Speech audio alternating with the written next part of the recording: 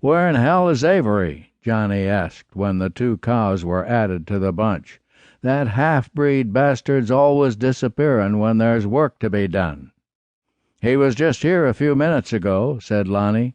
"Likely he's chasing after a lone head up at the crick," Johnny said. But Vernon Avery was not tending to the gather. Instead, he rode toward the Cheyenne encampment with news of the roundup and the cattle drive. Reese had hired him on when he turned up one day, saying he was down and out.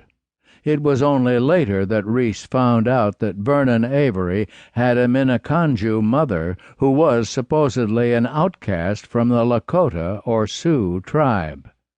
Little did Reese know that Vernon was still in contact with several renegade warriors, rogue bands of Cheyenne and Lakotas, and that his loyalty was not to his father, a mountain man, but to his mother, Little Bird, who was still alive and living up in Minnesota.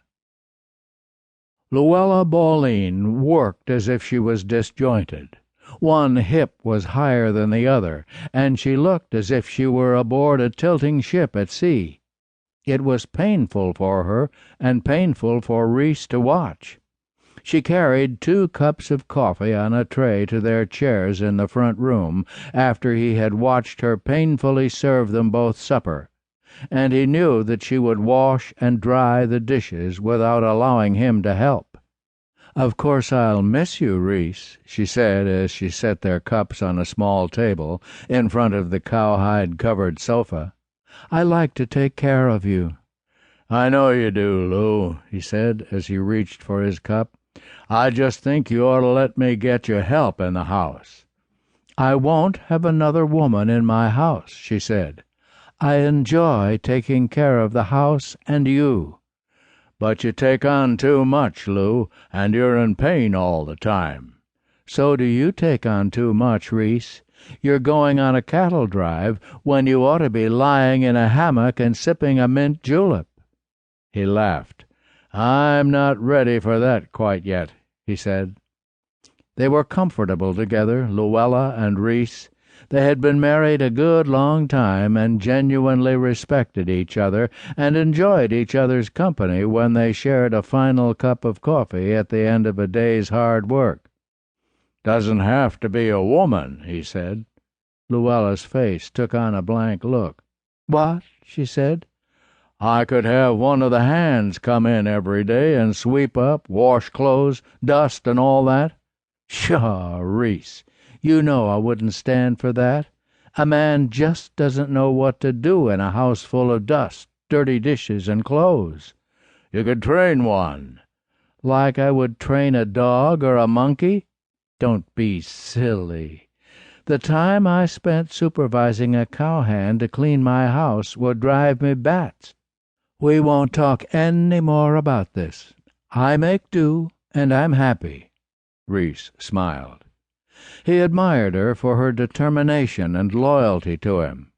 It just pained him to see her suffer from that hip injury and limp around the house. She was a cripple, but she never would allow him to use that word or to acknowledge her disability. She looked past him at the dark window and sighed. "I keep thinking of all those men out there trying to round up cattle in the dark." "They can do it," he said. "Will you take all the hands with you, Reese?" He shook his head. "I'm not going to leave you all alone, Lou. I thought I'd leave 2 men back here to look after the place." "You mean look after me?" He chuckled. "We're not taking all the cows to Cheyenne. There'll be a few head left here for seed." "Who will you leave here?" she asked. "Maybe that kid Tommy Chadwick and Vernon Avery." "Vernon Avery? Why him?" "You don't like him?" Reese asked. "I don't know him, but there's something about him that's not quite right. He doesn't seem to fit in like the other men." "He's a half-breed." "I know, but he seems, well, distant whenever I speak to him, as if he's off in some other place." "I know what you mean. He takes some